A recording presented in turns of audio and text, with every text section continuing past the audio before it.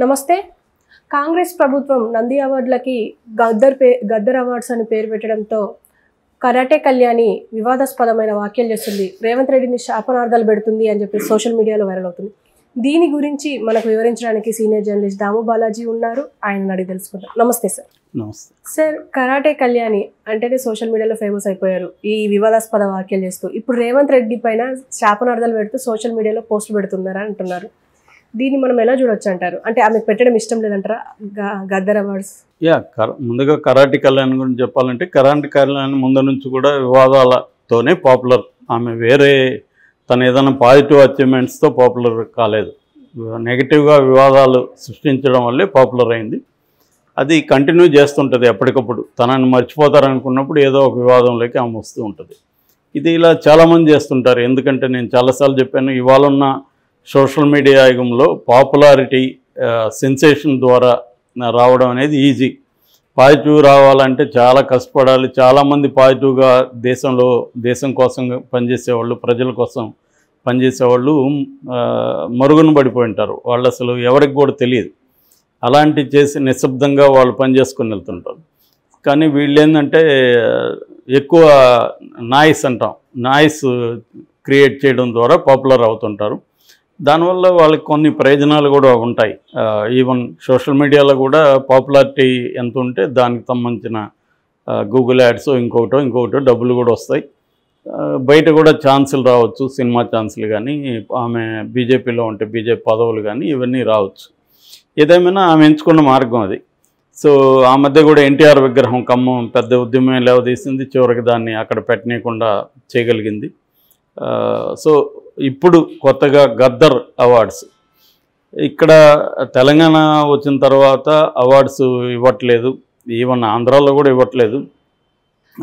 ఇప్పుడు ఆంధ్రాలో కూడా ఇస్తున్నామని ఈ మధ్య ప్రకటించారు.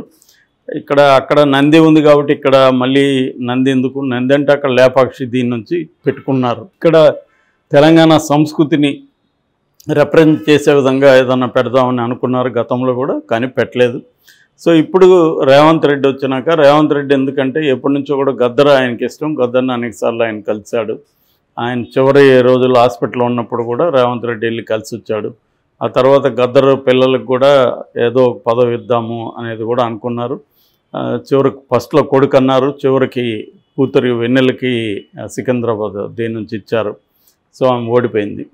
సో ఇప్పుడు గద్దర్కి విగ్రహం పెట్టడం ఒకటి, రెండోది ఈ అవార్డ్స్కి నంది అవార్డులు పేరు మార్చి గద్దర్ అవార్డ్స్ అని పేరు పెట్టారు. అయితే దీనికి సంబంధించి వితిన్ తెలంగాణ సమాజంలో కూడా భిన్నాభిప్రాయాలు అయితే ఉన్నాయి. కళ్యాణికి ముందు కూడా ఫేస్బుక్లో వాళ్ళు పాపులర్ కాదు కాబట్టి వాళ్ళు బయట రాలేదు. కానీ అంటే గద్దర్ పేరుతో అవార్డులు ఇవ్వడాన్ని వాళ్ళు వ్యతిరేకించట్లేదు. గద్దర్ పేరుతో సినిమాకి అవార్డులు ఇవ్వడాన్ని వాళ్ళు వ్యతిరేకిస్తున్నారు. ఎందుకంటే సినిమాకి గద్దర్కి పెద్ద సంబంధం లేదు. సో ఆయన పేరుతో సాహిత్యంలో కానీ, పాటలు కళారంగంలో కానీ ఇవ్వచ్చు, తప్పు లేదు. సినిమా అనేది కంప్లీట్గా కమర్షియల్ మీడియము.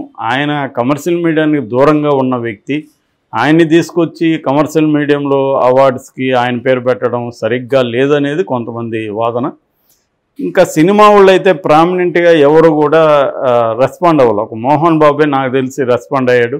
ఆయన మోహన్ బాబు గతంలో గద్దర్ని సన్మానించి తను విష్ణు కలిసి సన్మానించిన ఫోటో కూడా చేసుకొని చాలా గొప్ప పని ఇది. ఆయన పేరుతో అవార్డులు ఇవ్వడం చాలా గొప్ప విషయం, నేను అభినందిస్తున్నాను. ఆయన ఒక్కడే అయ్యాడు కానీ మిగతా అవ్వలేదు. అంటే ఈ సినిమా ఇండస్ట్రీలో ప్రధానంగా అగ్రకులమే ఉంటుంది కాబట్టి, గద్దరు మాల సామాజిక వర్గం కాబట్టి ఆయన పేరుతో అవార్డులు తీసుకోవడానికి వీళ్ళు నామోషిన ఎందుకు ఎవరు రియాక్ట్ కాలేదు? చాలామంది ఆల్రెడీ రేవంత్ రెడ్డిని, కోమటిరెడ్డి సినిమాటోగ్రఫీ మినిస్టర్ కోమటిరెడ్డి వెంకటరెడ్డిని సినిమా వాళ్ళు వెళ్ళి కలిశారు. వాళ్ళెవరు కూడా రెస్పాండ్ అవ్వలేదు. అంటే కనీసం సినిమా బాడీస్ ఏవైతే ఉన్నాయో, ప్రొడ్యూసర్ల సంఘం కానీ, రచయితల సంఘం కానీ, ఇట్లా అనేక సంఘాలు ఉన్నాయి. తర్వాత ఫిల్మ్ ఛాంబర్స్ ఉన్నాయి. తెలుగు ఫిల్మ్ ఛాంబర్ ఉంది, తెలంగాణ ఫిల్మ్ ఛాంబర్ ఉంది. ఎవరు కూడా స్పందించి అఫీషియల్గా దీన్ని ఆహ్వానిస్తున్నామనో లేదా దీంట్లో ఈ ప్రాబ్లం ఉందనో ఎవరు కూడా మాట్లాడలేదు, సైలెంట్గా ఉన్నారు. ఒక్కోసారి మౌనం అర్ధాంగీకారం అంటారు కానీ అర్ధ వ్యతిరేకత కూడా. సో ఒక్కోసారి ఫుల్ వ్యతిరేకత కూడా మౌనం సూచిస్తుంది. అంటే సైలెంట్గా ఉన్నామంటే మనం వ్యతిరేకిస్తున్నట్టు, బట్ ఆ వ్యతిరేకతను ఎక్స్ప్రెస్ చేస్తే ఎందుకు అనవసరం గొడవలు వస్తాయేమో అని సైలెంట్గా చాలామంది ఉంటారు. మేబీ అదేమో అనుకుంటున్నారు. ఎందుకంటే పాజిటివ్గా ఉంటే ఖచ్చితంగా ఎక్స్ప్రెస్ చేసేవాళ్ళు, కొంతమంది పాజిటివ్గా ఉన్నా కూడా ఎక్స్ప్రెస్ చేయకపోవచ్చు. కానీ కాబట్టి ఒక ఇంపార్టెంట్ డెసిషన్ తీసుకున్నప్పుడు స్పందించడం అనేది కనీసం వ్యక్తులుగా కాకపోయినా ఈ సంఘాలుగా అన్నా స్పందించాలి. అదైతే జరగలేదు. ఈ కాంటెక్స్ట్లో ఆమె ఈ మాట్లాడింది కూడా ప్రధానంగా నేను ఇందాక ఏదైతే చెప్పానో, గద్దర్ పేరుతో అవార్డులు ఇవ్వడం ఇబ్బందే, కానీ ఇస్తే ఓకే, నాకేం అభ్యంతరం లేదు, గద్దర్ పేరుతో అవార్డులు ఇస్తే ఇచ్చుకోండి, అది వేరే వాటికి ఇచ్చుకోండి, కానీ సినిమాకి గద్దర్ పేరుతో ఇవ్వడాన్ని నేను వ్యతిరేకిస్తున్నాను అనేది ఆమె కూడా అదే చెప్పింది. ఇంతవరకు ఆమె అభిప్రాయం చెప్పడం తప్పు కాదు. ఎందుకంటే చాలామంది ఇక్కడ తెలంగాణ సాహితీవేత్తలు కూడా కొంతమంది పోస్టులు పెట్టారు, గద్దర్ పేరుతో సినిమా వాళ్ళకి అవార్డులు ఇవ్వడం ఏంటి అనేది వాళ్ళు వ్యతిరేకించాడు. వాళ్ళు వ్యతిరేకించిన గ్రౌండ్ వేరే. అదేంటంటే కమర్షియల్ సినిమాకి గద్దర్ పేరు పెట్టడం కరెక్ట్ కాదని వాళ్ళు, ఈమె వ్యతిరేకించడం వేరే. ఈమె ఏంటంటే గద్దర్కి అర్హత లేదన్నట్టుగా ఈమె మాట్లాడింది, వాళ్ళు సినిమా ఇండస్ట్రీకి అర్హత లేదన్నట్టుగా వాళ్ళు మాట్లాడారు. సో ఆ తేడాను మనం గమనించాలి. ఈమె గద్దర్ని డెరిగేటివ్గా మాట్లాడింది. అంటే ఈమె కొద్దిగా హిందుత్వవాది కాబట్టి గద్దరు నిరంతరం తన జీవితాంతం ఆయన హిందుత్వకు వ్యతిరేకంగా, తర్వాత విప్లవ పోరాటాల్లో ఉన్నారు. ఒక 5 ఏళ్ల పాటు ఆయన అండర్గ్రౌండ్లో కూడా పనిచేశారు. ఇప్పటికి కూడా చంద్రబాబు గవర్నమెంట్లో ఆయన పోలీసులే మఫ్టీలో ఆయన్ని కాల్చారన్నప్పుడు విమర్శలు వచ్చాయి. 5 బుల్లెట్లు ఆయన బాడీలో చివరి వరకు కూడా అవి ఉన్నాయి. సో ఈ కాంటెక్స్ట్లో ఆమె వ్యతిరేకించి ఉండొచ్చు.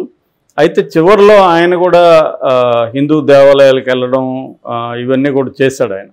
సో దాని మీద కూడా ఆయన మీద విమర్శలు వచ్చాయి. కాబట్టి ఆ రకంగా కూడా ఆమెకేమి ఇబ్బంది ఉండాల్సిన అవసరం ఏమి లేదు. చివరి వరకు ఆయన ఏమి అలాగే లేరు.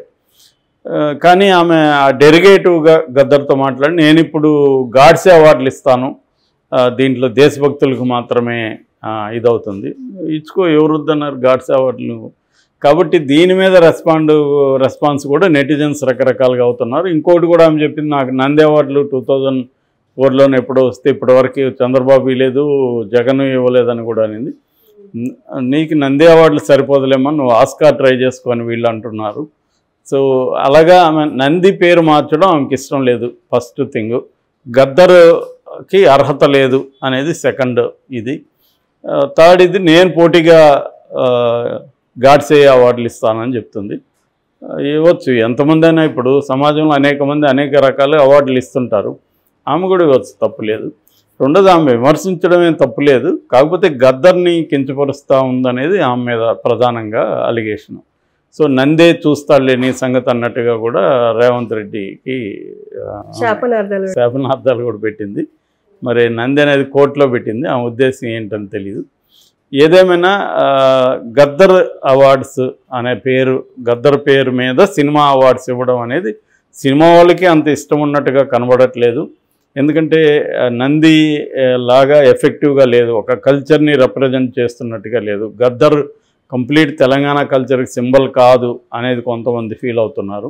ఎందుకంటే తెలంగాణలో భిన్న సంస్కృతులు, భిన్న ఇవి ఉన్నాయి, ముస్లిమ్స్ ఉన్నారు, ఇక్కడ క్రిస్టియన్స్ అందరూ ఉన్నారు. కాబట్టి తెలంగాణ ఫిజికల్గా నందిలాగా ఇంకేదన్నా తెలంగాణలో చాలా ఐకాన్స్ ఉన్నాయి, సింబల్స్ ఉన్నాయి, ఆ సింబల్లో ఏదో ఒకటి పెట్టచ్చు. లేదా ఇక్కడ